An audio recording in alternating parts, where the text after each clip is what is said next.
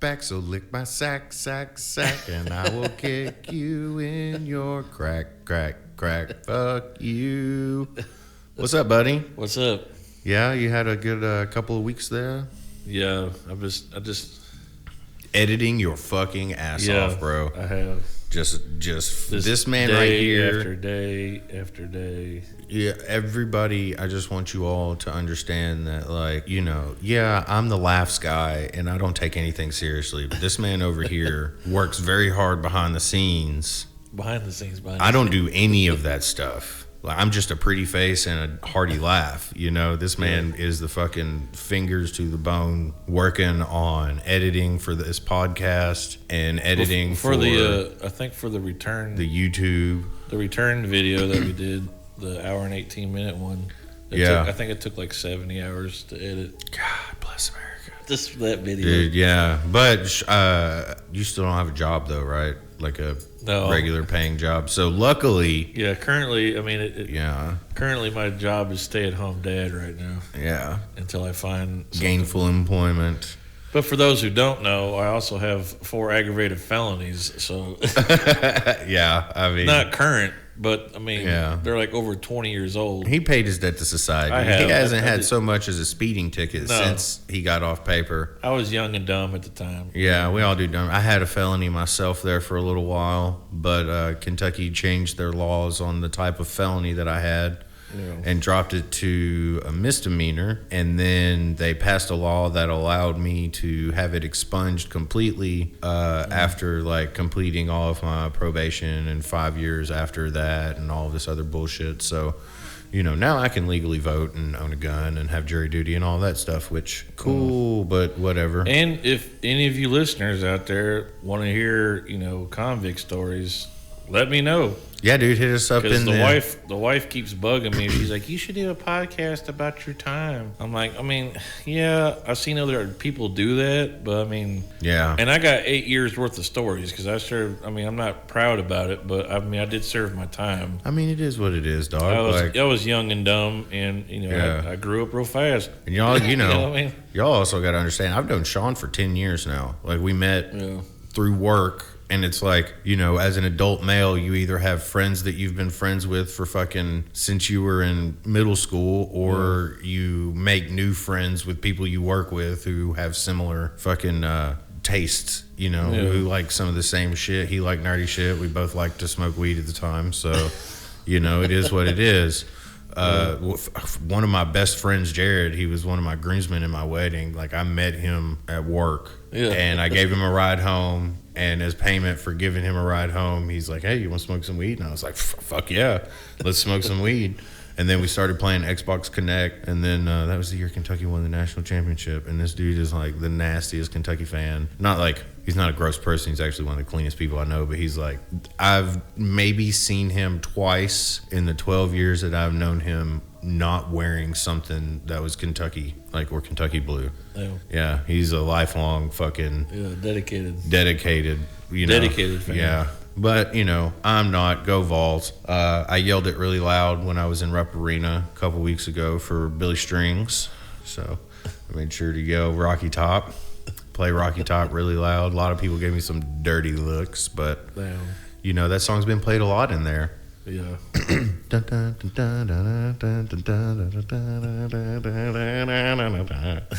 Anyway, so that's. I don't even know how I got off on that subject. Where the fuck I was talking about? Yeah. Prison stories and shit. So, like, you know, Sean's good peoples. I wouldn't let people I don't like or don't trust around my kids, you know, or in my house. And Sean's been to my house, and you know, he was at my wedding, and all, and you know, our wives are really good friends as well. So, but she told me. I mean, I thought about it, but I mean, because I got some crazy stories. Yeah, I got some crazy stories behind the wall. Let me tell you. Yeah, if you would like to hear any of those stories, please reach out to us at wickedparanormalteam@gmail.com. That's wickedparanormalteam@gmail.com. Or just hit us up in the comments. Be like, or hey, the Facebook or whatever, dog. Because I thought about making an extra channel, like an extra YouTube page about it, but I don't know yet. I gotta try to see if I have an audience for it or not. We'll find out. I saw one today where dude was talking about like he got in and his cellie was like, "You're gonna sit down to pee because like this is my life fucking room, you know. Like I don't want your piss radius everywhere. You're gonna be out of here. I'm not." He's just trying them. Yeah, well, that happens all the time. I'll be honest. I would probably just sit down to pee because I'm fucking lazy. I'd be like, whatever. I know it's gonna be clean. It's gonna be a clean toilet. Go to chow hall or something. Or like, you gonna give me your cocktail fruit?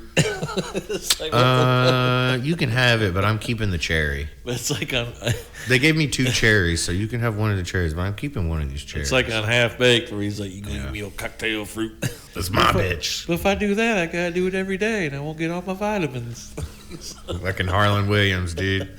That guy's a treasure. Shit. That guy is a treasure. What is it, Doodles? You're looking at me like you gotta go outside again. You gotta go outside? Probably. I'm not letting you outside, man. You had all no. Probably. Go lay down. My dog's looking at me like she's gotta go piss again, but I just let her out. Go lay down, Doodles. Now she all sad. I think that I gotta piss and the I'm hungry and the I want attention look are all the same. Yeah. So it's really hard to tell. She only does it when I start. Oh yeah, she comes up to you like, "Are y'all talking to me? What are you talking about? What are you talking about? What are you talking about?" She only does it when I hit the red button here.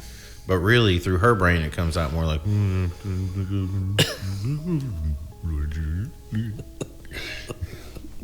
He's just mush in there. Yeah. There's just a bowl of hot soup in a skull. Behind eyes that look at both of us at the same time. Damn. And Mary somehow when she's on the other side of the room. It's weird. I've never seen any animal be able to look at 3 directions at once, but Doodles manages it. Even her underbite's looking at you, dude. I don't know what the fuck's going on. Yeah, this dog is terrifying, hilarious, and adorable all at the same time. She's part Mogwai. Yeah. Don't fucking get that dog wet or feed it after midnight.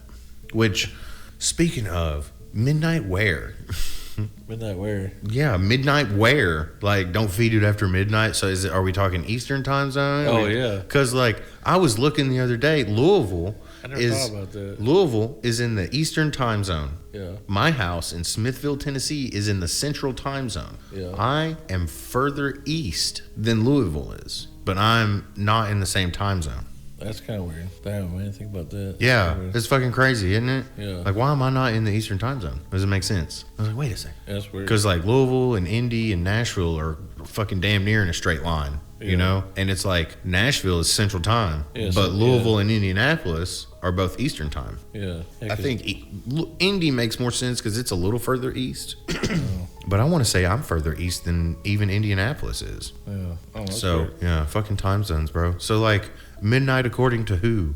Yeah. Where? Is it like whenever the moon is highest in the sky? What about a new moon? Yeah. Just don't feed it after dark. Should that not have been the rule? Just don't feed it. Because, technically 5 a.m. is after fucking midnight. And guess what? I'm usually either getting dressed or heading out the door by 5 a.m. every day. Like, when I wake up in the morning, here lately I've been getting out of bed at 5 a.m., which is just 5 hours after midnight. And that's when I feed the cats because they're waiting at the door, waiting for me to feed them. I've always just, when I wake up, I feed the cats. And then later Lilith feeds the dogs. Yeah. So could I not feed the Mogwai that early in the morning? Like, it's all relative, really. It doesn't make sense. Midnight to who? Just don't feed it after dark. Just don't feed it when it's dark outside. Exactly. That's it. That's it. Sun's up 6 a.m. Guess what? You can feed that little bastard. Yeah. You know? Sun goes down at 6 p.m. Guess what? You ain't eating until tomorrow, motherfucker. If it's raining outside all day, do you really want to take that chance? Yeah. You already got to keep it in a fucking Lexan box with air holes so it doesn't get wet because it's raining outside. What if your house floods? What if there's a natural disaster? You're going to have some gremlins. Yeah, dude. Fucking all through Appalachia. It'd be like Trouble with Tribbles on fucking Appalachia, you know? The fucking East American rainforest. Yeah. Except it's in fucking mountains. So do they like a bunch of Mogwai get together and fuse into one big one and that's how we get Bigfoot? Oh. You know? Seems plausible. Or some lizard man. The lizard man. I mean, what both? Yeah. There's all sorts of cryptids out there now. Oh yeah. Fucking creepy, crawly. Hold on, I may have my wife's ID. I need to check my wallet. I'm gonna clap right here. We'll have to cut. That's all good. Oh shit.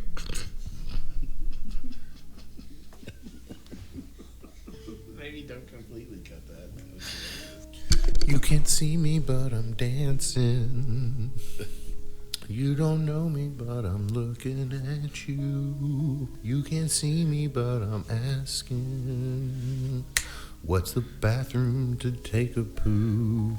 That was a pretty good pop song there for a second, and then it got fucking left-handed. All right.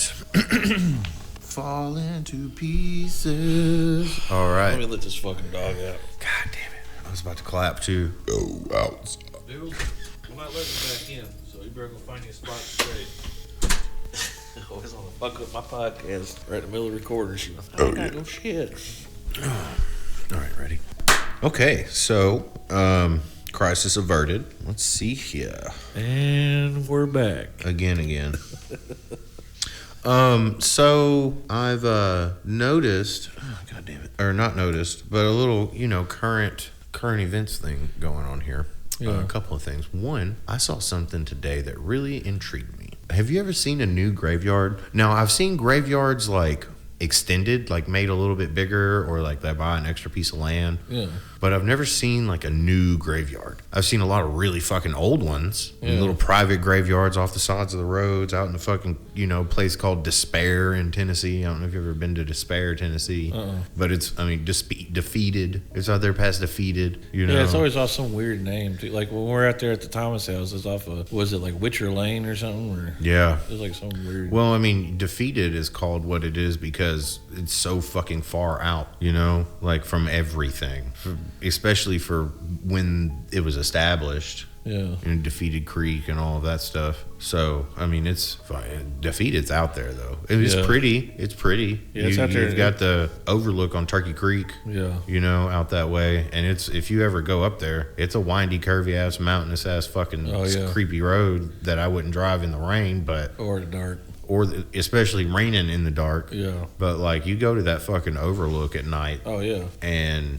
Yeah. It is beautiful, and like that's one of the first dates I ever took my wife on. We went to Eagles Tavern that used to be in Carthage, and I took her to the Overlook, and we went to the Overlook and smoked, and then went to my place to fornicate. That reminds me. Since the wife isn't here right now, that reminds me. When Mary and I first met, we went out there to the Overlook. Oh yeah, at Turkey Creek. Yeah, nice. We bump uglies up there. Oh, nice. Looking like from behind, looking out over the Overlook. Like an invisible string theory over here, guys. Like looking out over the Overlook, hit from behind. Damn, dude. Is that some kind of like Eskimo fifth cousin or something? You know what I mean? Like looking out at the scenery. Yeah, that's crazy. You know what I mean? Like right as dusk, like the sun's going. Yeah, that'd be great. And she's the one that came, she's like, you want to go out here to the Overlook? I was like, what the fuck is that? Of course, she's from Carthage. Yeah, she's from that area. So I'm like, what are you talking about? She's like, this comes with me. I was like, all right. That's when I found out about the Overlook. And he was like, oh shit, this is cool. Oh shit, that's really pretty. Man, oh, she's touching my pee-pee. We did. I'm just not there. She's Nikki's not all about the voyeurism, you know what I mean? Yeah. Or having sex in a place that's not the house with no one there. So, which is unfortunate because, hell, I've had sex in a fucking toy aisle at a Walmart at 3 o'clock in the morning before. It happens. So, people just don't live their lives like that anymore. Yeah. I can't, especially. Like, I'm getting too old for all that shit. Yeah. What am I going to do? I get kicked out of my local Walmart for fucking in the aisle. And they ain't open at 3 a.m., dog. Not anymore, no. So, but yeah, graveyards. Fucking back to graveyards. Have you ever fucked in a graveyard? No. I have not yet. But yeah, have you ever seen a new graveyard? No. Like, I've never seen a new graveyard. That's weird. I've seen well-kept ones. I never even thought about it. It's like yeah. And it's not like, people are literally dying to get into those places, so. Tis,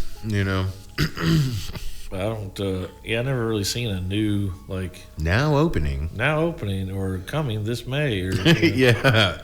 This Halloween at 5th and Olive, you have the new Henry Cemetery. Like, what? Yeah, I've never seen and like most of the big ones are just like old family cemeteries or old military cemeteries, and actually a lot of the military cemeteries were fucking family cemeteries. Yeah. So it's just crazy Well, I got majority of them probably cremated. You know what I mean? Yeah. Yeah. Well, I think the statistic was like 60% of human beings get cremated, and it's like 3 million people die a year. So it's like 1.2 million people are buried every year. Yeah. I guess that's in the United States. So like, where are all these bodies going? Dog? Yeah. Let me let this dog back in. Okay. You good? She out the yapping. Your dog was happening. Don't let Mary run. Doodle's over.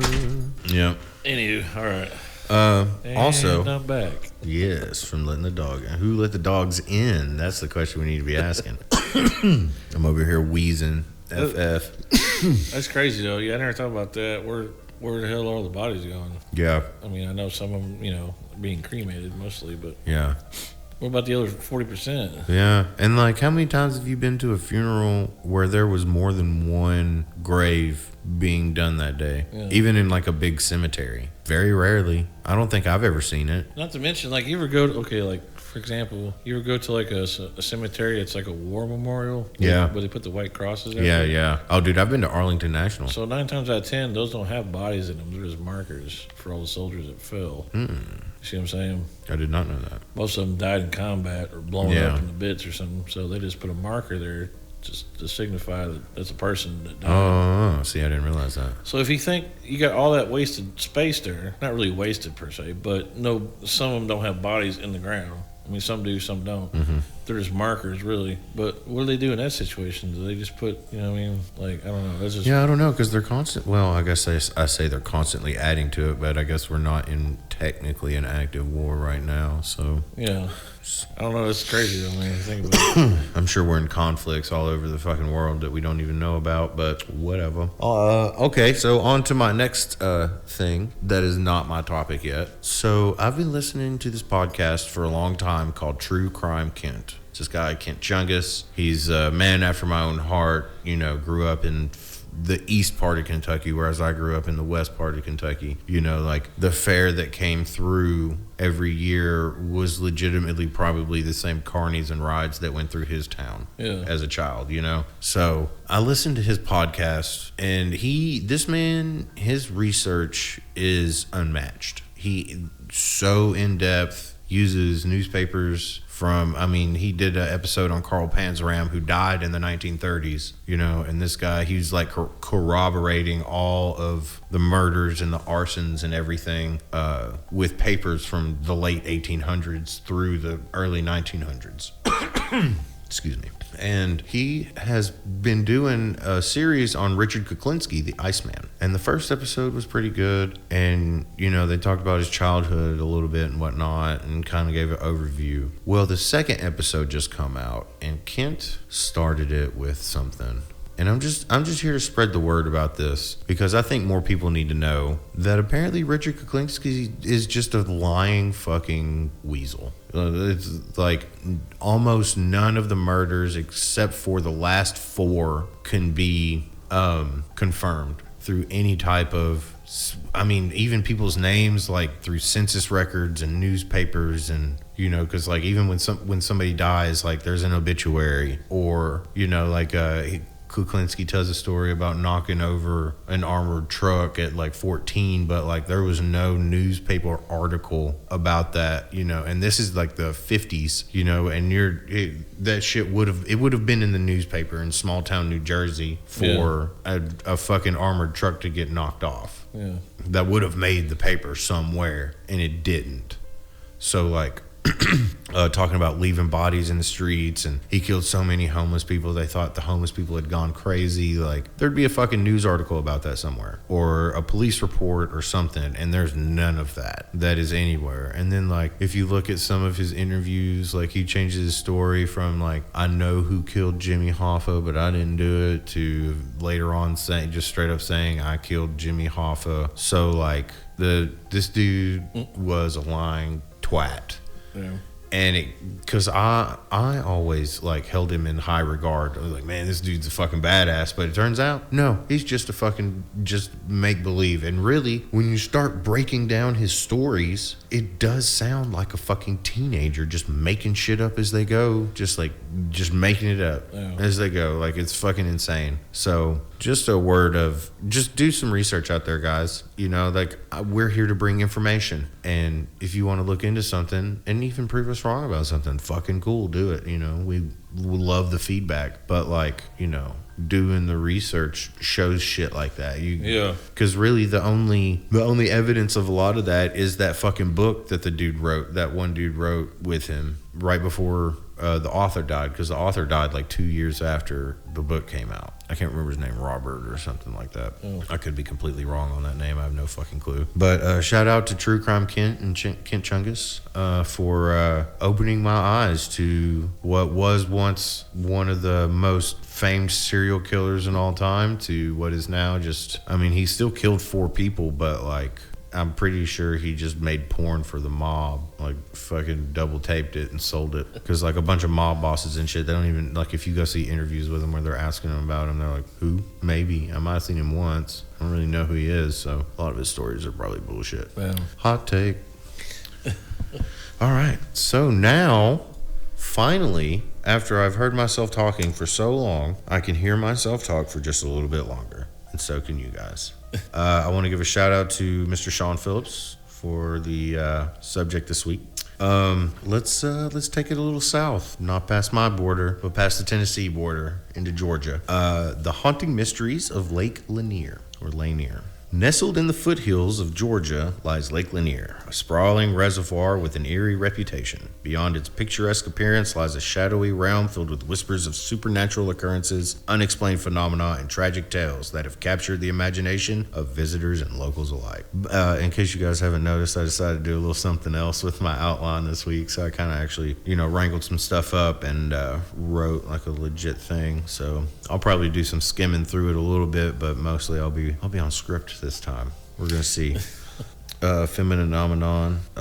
So we're gonna talk about Lake Lanier in Georgia. After doing a little bit of research on it, there's been a lot of creepy shit happening there. So maybe we gotta make a trip down there. Yeah, I think it's maybe only like 2 or 3 hours. Oh shit, that ain't. Yeah, it ain't really that far. It might be 4, but still, like anything within fucking probably 10 hours to me is drivable. The Canyon Inn that we shot, that's like 5-6 hours away. Yeah, dude, and this is south, so we should go during the winter. So Lake Lanier was created in the 50s, and it covered a town called Oscarville, Georgia, and this was a predominantly black community. It was displaced all of its residents. It was located in Forsyth County near the border with Hall County. The site was a site of racial expulsion in 1912, where white residents forced the black population out of the county. So they forced them out of Hall County into Forsyth County, and they created Oscarville in 1912.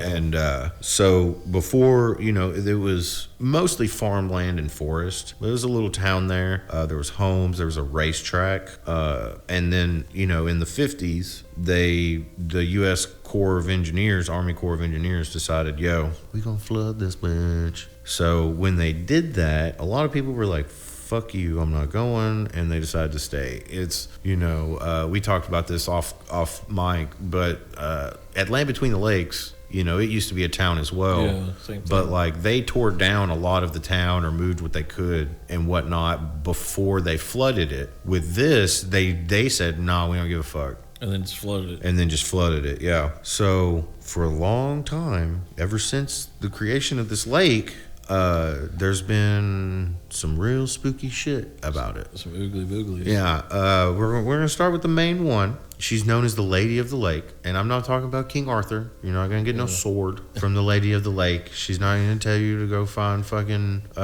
Sir Galahad and fucking Guinevere and their kid and all that bullshit. All right? This one's going to try to cut your ass. Yeah, this Lady of the Lake. She's not a nice person. So this is probably the most persistent story. Visitors and boaters have reported seeing a shadowy figure wandering the shores or floating eerily over the water. Oh shit. Her presence is usually marked by glowing orbs and mysterious wails that echo across the lake on moonlit nights. So like you out there doing some night fishing with your cousin, just chilling, you frog gigging or something. Yeah, you fucking stab the can of dog food about 6 times. You throw it out there to bring the catfish in. You're just trying to figure out what's up and catch some fucking fish. just to fuck off, and you're half drunk, and then all of a sudden you see some like orbs, this lady in a fucking dress, and you start hearing just echoing across the lake, dude. No thank you.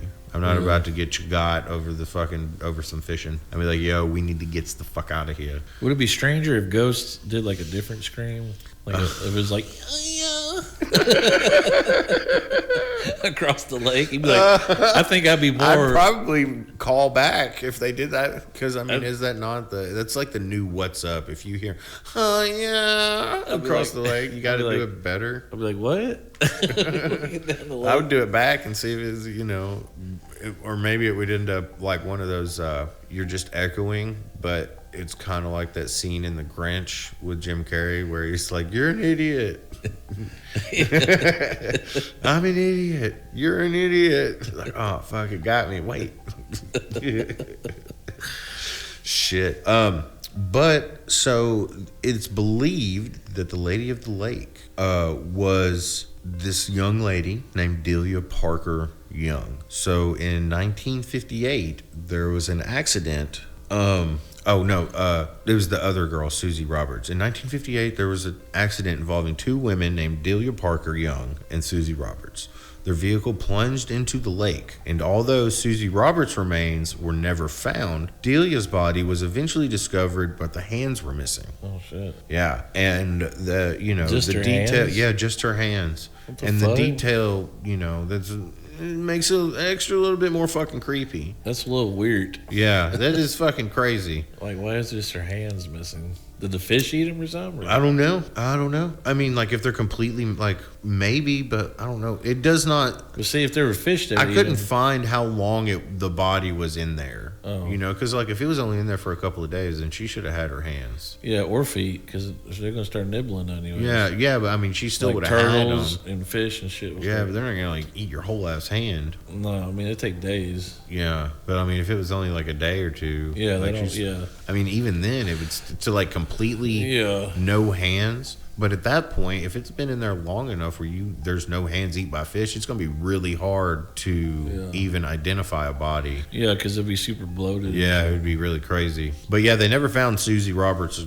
remains. Yeah. There's also been stories of boaters being out in the lake and seeing a older black gentleman in a white like rowboat on the lake, just fishing, you know. And like he never responds, and the story says even though he's been seen by many boaters, I wrote this really stupid. I didn't edit this part. Basically, even though he's been seen by many boaters or fishermen, no matter how close it seems you're getting to him, he never gets any closer, and he never responds. That's weird. Yeah, so extra creepy. Extra creepy. You ever been out on the water and run into TWRA? No. Yeah. It used to happen to me. I used to go out to the fucking lake all the time. I don't even remember the name. Percy Priest, maybe. I don't know. I don't think it was Percy Priest. It's out in Rayon City. I'd go out there to the lake and put my kayak in, and TWRA would come up on me all the fucking time. And the only thing they've ever asked me for, the only thing I've always in a kayak, the only thing I've ever asked me for is my fucking vest. You got your vest? Oh, and I usually would have it like behind me, like in my seat, as just kind of like a backrest. Cushion. They're like, yep, I got it right here. And usually they're like, all right, be safe, you know, because you're just in the lake. It's just calm water mostly, you know, other than wake. But like, you know, when you're on a river, you need to be wearing that something. Oh, hell yeah. You can hit some rapids. Yeah. All right. So, there's also more stories about creepy stuff at Lake Lanier. Encounters on the bridge. Many visitors have described unsettling experiences while crossing the lake's bridges, particularly the Old Lanier Bridge. Cars have reportedly stalled inexplicably. Cars have reportedly stalled inexplicably. And take two. Take three. I can't say any of the words right now. Words. Cars have reportedly stalled inexplicably, and drivers have claimed to feel an overwhelming sense of dread or hear whispers like in the dead of night, like when they're just like in their car alone, just kind of cruising and just hear fucking weird. Now there's been a lot of accounts of people seeing people standing at like the corners at the edges of the bridges. Oh shit. And then like when you come up on them, there's nobody there. Like you blink, they're gone. Like blink, I'm gone. So you got shadow bastards. Yeah, dude. Yeah, they're just So there's all kinds of fucking spirits out there. Good old shadow bastards out there. Now, another thing, and this is a little kind of less supernatural, but also kind of crazy. Lake Lanier is infamous for the high number of accidents, drownings, and unusual occurrences. Now, it's a very popular recreational hotspot, but Lake Lanier has seen hundreds of fatalities over the years. And a lot of people think the place might be cursed, but like per fucking square foot of water, like there's more accidents at Lake Lanier than just about any other lake in the country. Like for the size of lake it is, there's way more shit that happens there than should. Yeah. Some locals insist that Lake Lanier carries a curse. Rooted in the displacement of the communities that once thrived there, the flooding of cemeteries and sacred land is said to have disturbed the spirits, sparking their wrath and leading to the strange phenomena that continue to haunt visitors. Now, whether the curse is real or just folklore, it kind of adds to the mystique of Lake Lanier. Yeah. And Lake Lanier has a really cool ring to it as well. Lake Lanier. Lake Lanier. Now, there's also a lot of reports of divers seeing strange things, people moving, crumbling structures. There's all kinds of like bones and rusted cars and shit down there. Well, yeah, it's underwater. Yeah. A lot of people have reported seeing like people though, like down there and like working and stuff like it was a regular town, like just ghosts. Oh shit, that'd be kind of crazy to see an underwater ghost. Now, the lore of the place is kind of added to it. It kind of makes it nice. There's been some supernatural shows, YouTube videos. I want to say there's a Netflix thing that come out not too long ago on Lake Lanier, and that's part of what gave me the idea. But also, I've got some friends that live who are also listeners of the show. Shout out to Sean. Not far from there, and they like vacation there or whatever. So, back to the sounds, like the crying, or not the crying, but the wailing.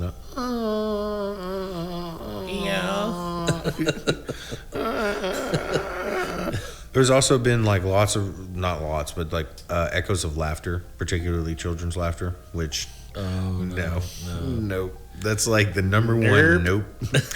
Negative Ghost Rider formation is full. Little distant cries, footsteps. Now, especially near areas with submerged structures. So like if you're at the edge of the lake and there's like a building like right off where the fucking drop off is, like people hearing like footsteps. And I ain't talking about no wildcat, I ain't talking about no Georgia bulldog off in the woods. I'm talking about hardwood sounding ass footsteps. Put you on the water. Yeah. That's crazy. No, sir. I'm not doing that. Footsteps, laughter, negative. Yeah. If I ever get both of those, the trifecta is going to be me running. Okay? It's going to be that's going to be the triangle. If you get A plus B equals C, okay? Yeah. A Pythagorean theorem, that shit. A squared. What if you heard plus B squared. Laughter plus fucking footsteps equals Chinry running. What if we were in a hallway?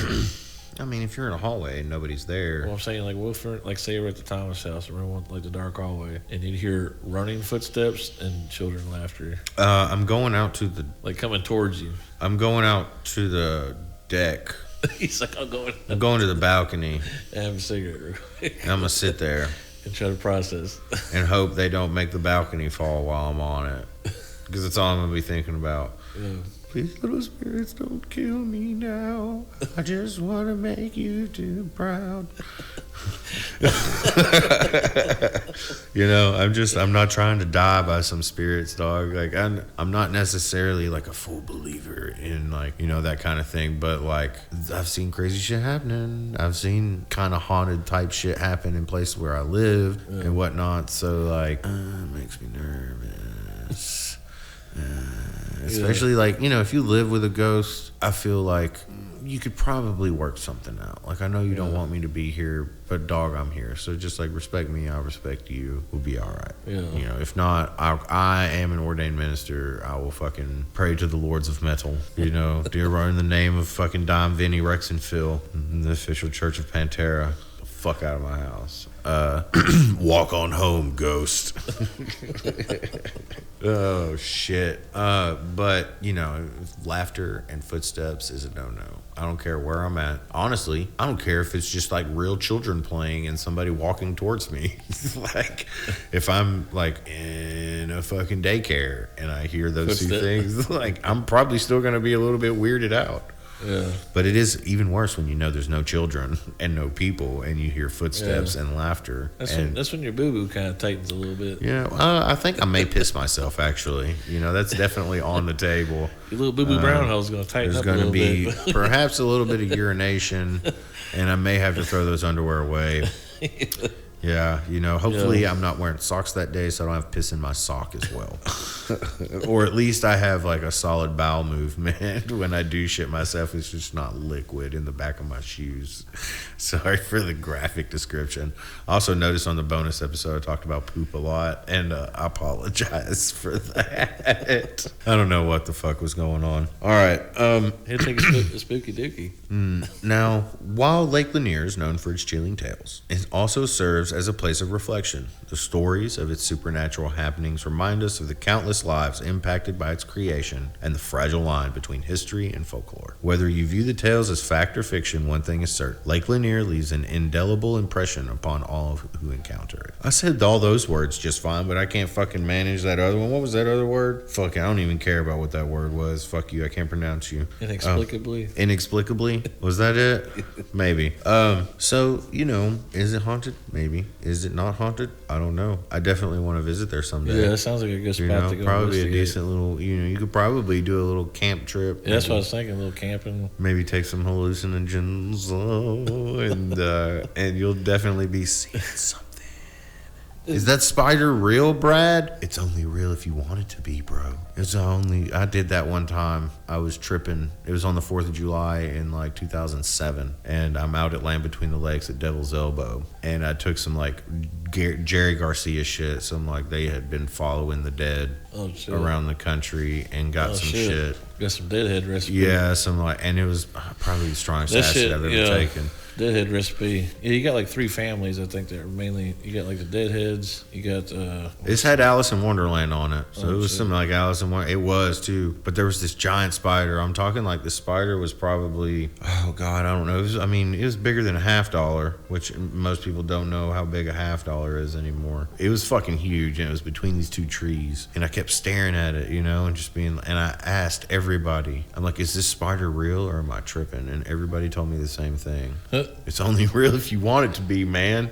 What the fuck does that mean? Is it real? Can I walk through here? Am I going to get this big ass spider on me? Yeah. As the sun come up the next day, I realized the spider was real. Damn. Even though I was tripping, the spider was real. That's a big ass spider there. It was fucking huge. Wow. Yeah, that was a crazy trip. There was this other dude out there who I guess he got out of jail and he had a prostitute with him, and he also took some acid, but he was tripping so fucking hard and he was on some pills too, I guess. And overnight he thought that I had fucked his prostitute. What?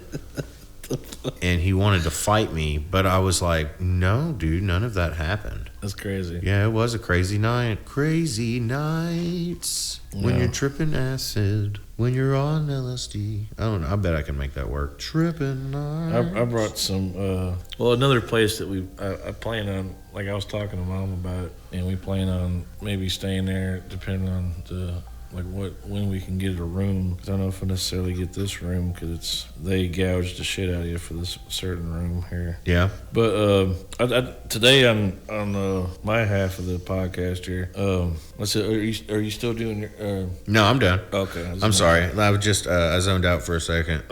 Let's see here. So tonight I decided to bring a place that we might go to here. Like I was saying, Mom and I were talking about it. It's in Chattanooga, Tennessee. So it's like probably an hour from Mom's house, roughly an hour or two. Yeah, it's an hour and like 20. Yeah, it's not far. It's an hour and 32 minutes from my house. Yeah, it's not far. It's like going because Nashville is an hour and 22 minutes. It'd be like no different than driving to the Thomas house or something. Yeah, for you or for your mom. Yeah, but it's considered the South's most like haunted hotel. It's called the Reed House. It's in downtown Chattanooga, and it's been there for a minute. Man, Chattanooga's a hotbed for paranormal activity and crazy shit. Like just in general, like there's story. Yeah. You know that city is a national park city. It's one of only 3 national park cities in the world. I didn't know that. Yeah, it's considered a national park city. Well, yeah, home of the old Chattanooga Choo Choo here.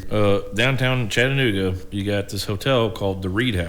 Okay, and it sits on fertile ground. Fertile for ghosts, that is. Before it became this luxury hotel, because this is back during the day when they had bathroom lights, which was like a luxury back then. They have lights in your bathroom. Not to mention to have a bathroom in your room back then was like super luxurious. Like yeah, that was like some pimping shit. Yeah, I'd say so. Yeah, because I mean the Thomas house. When was it built originally? Like in the Thomas house was built because it only had 2. It had a men's room and a woman's room, like a main bathroom for the whole house. I think it was 1890. Yeah, I think there may have been one on the top floor and one on the bottom floor, or maybe it was just one altogether. But like, it was those 2 in the bottom, and that was it by the for the whole thing. Yeah, those are community bathrooms, and then they housed 50 rooms.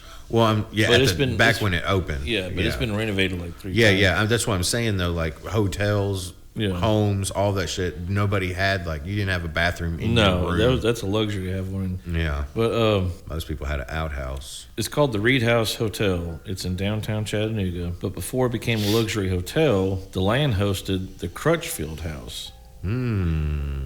It was a prominent inn that opened up in the 1840s. It was a vital resting stop for travelers coming through Chattanooga by rail. But during the Civil War, the inn had to transform into something else entirely, a war hospital. Especially during the Civil War? Yeah, for wounded Union and Confederate soldiers. Yeah, hospitals. So you would go through there and it'd be the smell of blood and whiskey, cries of men missing limbs, the constant churn of death, all soaked into the floorboards of this place. Yeah. Now, after the Crutchfield House burned down in 1867, the Reed family built the Reed House Hotel in 1872. So this hotel dates back to 1872 is when it was originally built. Hold on, time out. Fun hospital fact about the Civil War. So back during the early time of the Civil War, people were they were losing limbs more from infection than they were from injuries. Yeah, from getting. And what ended up changing that is they ran out of silk on the battlefield and had to start using horsehair to perform stitching, to use as stitching for sutures. Yeah. Well, when they started doing that, they boiled the horsehair because it wasn't quote unquote clean, and in doing so, they sterilized the horsehair, and a lot less people were losing limbs. Oh, because it was sterilized. Because they were actually because they weren't sterilizing the silk that they were using for sutures, because they were like, oh, it's silk, it doesn't matter. Yeah. But that's not true. Silk holds all kinds of fucking germs. Yeah. But the horsehair, they were boiling it like from their tails and shit. Yeah. Yeah, they were boiling it and using it for sutures. And a lot less people are losing limbs.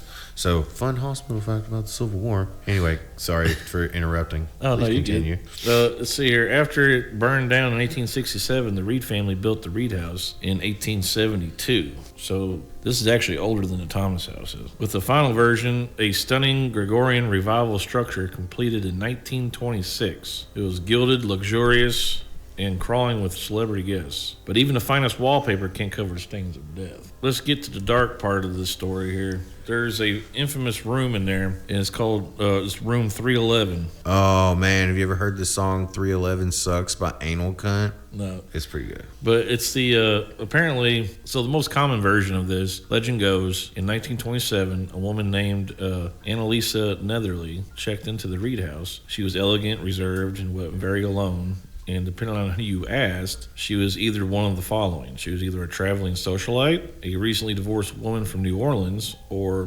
possibly a woman of the night that discreetly worked out of this hotel.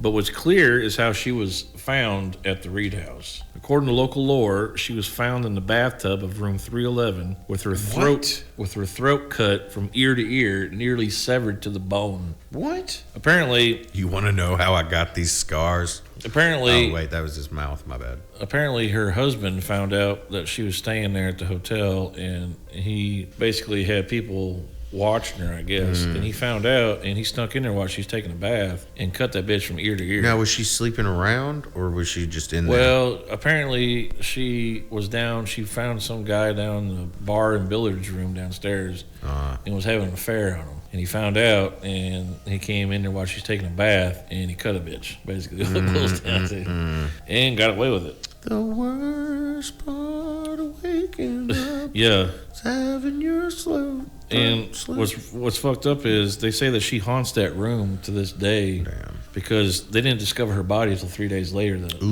So that's a lot of blood. Yeah. Just soaked into that bitch. Yeah, the housekeepers came in and found her 3 days later. Probably because she was stinking. At about 3 days, that body, that corpse, you can no longer tell your neighbors that you have some bad pork in your fridge. Yeah, it's fucked up. You know? Housekeepers won't go in there by themselves neither. Guests staying in the room report the following. Faucets turning on by themselves, mirrors fogging up with handprints while no one's in the room. Oh, somebody's getting ghost fucked. Heavy breathing heard of the dead in the dead of night. Men, especially men who smoke cigars or cigarettes. She doesn't like men who smoke cigars or cigarettes. Hell yeah, dude. They get scratched while they sleep there. Perhaps the most chillingly cold, invisible fingers brushed her face while they're frozen in bed. One man reported waking up and seeing the silhouette of a woman sitting at the edge of the tub sobbing. But when he turned on the light, there was only water dripping and wet footprints on the floor. Yeah, no. It also has an original clawfoot tub, vintage radio, rotary phone. They keep the room preserved like it's from the 1920s. I guess maybe to amplify it. I'm not sure. The like haunted atmosphere of it. But some paranormal investigators believe room 311 isn't just haunted by Annalisa. They think maybe it's become a psychic vortex where negative energy collects, like pain, death, betrayal, rage. It's basically an emotional scar in the fabric of the hotel itself. They think that, it's a hot spot, so to speak. Now, a lot of people that go there, you'll see, I don't know if you watch videos of it or if you go there yourself, there is bars in the windows of this room. And the reason behind that is, originally, every room on that floor had bars in the windows. Why? Yeah. Well, because... Why? So serious. It turns out, back in the early 1900s, some guests, especially those strapped for cash, would literally skip out on their hotel bill by opening the window and hopping out down to the nearby train station platform and basically dining and dashing. Damn. I thought that was only in movies, the way, just hopping down out no there. No lobby, no doorman, no charge. Yeah, no shit. And they basically added bars to the windows there to stop people from doing that. But they kept the one on 311 because there was also another guest that stayed there. Good old Al Capone. Back in the 1930s, he stayed there. Yes, the old Al Capone. He was detained in Chattanooga during his federal trial. The Reed House was considered a secure and neutral halfway point between his Chicago kingdom and the federal courthouse. So room 311 was selected due to the existing iron bars in the isolated location at the end of the hall. Good call. Good call. And he was, celebrity criminal. Yeah. So he's like, hey. Put me in a hotel, Put me in a hotel, eh? See? Yeah, see? Put me in a hotel, Sammy. Yeah, I'm saying, yeah. Put me in the hotel, brother. Anyways, so could you imagine Hulk Hogan as a 30s gangster? But yeah, brother. Ironically enough, what's crazy about it is good old Al Capone himself shit in the floor. Sorry, no. I'm sorry, guys. He probably did though. Who knows? After he seen some shit, because think about this: Capone, a man drenched in violence and death, sleeping in a haunted ass fucking room, dude. This happened, like her death happened before he stayed there. Yeah. Okay, this was like, old news. Yeah. He stayed there. But they even have, rumor has it, one report claims that he refused to sleep the second night that he was there. 'Cause I guess he stayed a couple nights there while he was waiting on trial. Yeah. And he refused to sleep the second night. He just paced around the room all night. That's all he did. Just paced. Didn't sleep at all. Well, maybe he just had the Bee Gees because of fucking court. He's like, how it is. Right before you're about to go to court. Well, he was crazy, dude, because of syphilis. Oh, yeah. Like infested his brain and shit. Anyways, but let's get to some ghostly encounters here. here. Let's see here. A woman staying there alone heard crying in the bathroom, and when she walked in, the faucet was on full blast, and a single hairbrush had been placed on the sink. But the thing is, though, she didn't bring no hairbrush. A group of paranormal investigators captured unexplained EVP of a woman whispering, "Don't go." Nope. And then they replayed it several times, and each time they replayed it, it was slightly different. A man on a business trip awoken to feeling that someone was lying next to him. He could even feel the bed dip, and when he turned on the light, there was an indention next to him. No. In 2019, a newlywed couple tried to stay in the room 311 for the thrill of it, and the bride left at 2 a.m. crying her head off, saying that she saw a face behind her in the mirror, and it was smiling at her. The hotel staff surprisingly embraced the lore of room 311 and is now offering a special attraction with antique keys, clawfoot tub, and no TV. So they still rent the room out, but you got to sign a waiver and shit to go in there. I want to rent the room out, but I want a TV because I want to be able to play like Well, they keep it vintage. Mario Party in that room just to see. They keep it vintage. Hey, ghosties, check like this out. Old school 1920s Victorian stuff. Yeah, I know, but I want to, I want a 1920s person to taste a fucking Cool Ranch Dorito. I want to explode their head with flavor and technology. Parapsychologists suggest that the trauma of the violent, unexpected death in there, especially the one involving the woman, could probably leave behind some type of residual energy. So it could just be a bunch of like residual energy stored up in that room because of something tragic to happen. I mean, she got her she got her head almost decapitated in the bathtub. Like he come in there, grabbed a straight razor off the sink and went yak him, and like literally. No, dude. Yeah. Murder. Just murdered that hoe. Just fucking cut that bitch from ear to ear. Did he go to prison? No, apparently he was a wealthy businessman, and some say that he just vanished. He probably paid off the police because she was considered, in society's terms, a woman of the night. So just another dead whore. Yeah, they basically just swept it under the tub, so to speak. Damn, dude. Yeah, and then there you go. He walked away. Savage. Yeah, just another dead whore, basically. Yeah, pretty much. It's fucked up. It's unfortunate. Yeah, and I did some research. I think her actual body is buried. I forget which cemetery. Cemetery. It's the same cemetery that what's her name? The Winchesters. Let me see here. Like Mary Winchester? Yeah, the lady that lived the Winchester house. The Winchester house is like super haunted as fuck. Oh, I thought you were talking about the show Supernatural. No, I'm talking about the Winchesters, like the actual Winchesters. Like the Winchester house. The lady kept building, so ghosts would like leave her alone. I'm trying to remember her name though. But anyways, apparently, I think this, sorry folks, I'm trying to look up some notes here. That's okay, Sean. But apparently, she's buried at that cemetery, I believe. Because I was looking at some other videos and looking online and stuff. Because no one really knows where she's buried. But this one lady believes that she's buried over, I forget what cemetery it is. I forget which one it is. Yeah, I should have wrote it down here in my notes. But anyway, yeah, apparently she's buried at the same cemetery that the Winchester lady is buried at as well. That's cool though. Because I guess that's where Annalisa was from. But yeah, Annalisa Netherly is the lady that I'm talking about. I guess they brought her back to that town. Let's see here. Anyway, though, but yeah, that's what I decided to bring today about the Reed Hotel. It seems to be a pretty hot spot for paranormal activity. Yeah, I definitely want to go there. And the whole place is like luxurious 1920s style, which I love. I love 1920s. It's because I was looking at the other video. This paranormal group went to go check out the Winchesters where they're buried, and they had like creepy vibes the whole time they were there during the day. Yeah, I wouldn't mind going there too. You know what I mean? Because they got him and her like laying next to each other, and it's got Winchester. It's got like a big tombstone says Winchester. Like I'm talking about the Winchester rifle. Yeah. That's what I figured after you told me it wasn't from Supernatural. No, that's where they get that though. The Winchester brothers. You talking about Supernatural? Yeah. Apparently, well, you know about the lore about the Winchester home. Yeah, I know about it. It's haunted by the spirits who've died from the Winchester rifle. And shit. Yeah, crazy shit. But anyway, I'll probably end it right there because we're at like an hour and 10. All right. Well, to our German listeners, fucking email us. Also, notice the listening's been going up. So thank everybody who listens. All of our new listeners. Tell your friends. Tell your enemies. Whoever. Peace. I'll holler at y'all later.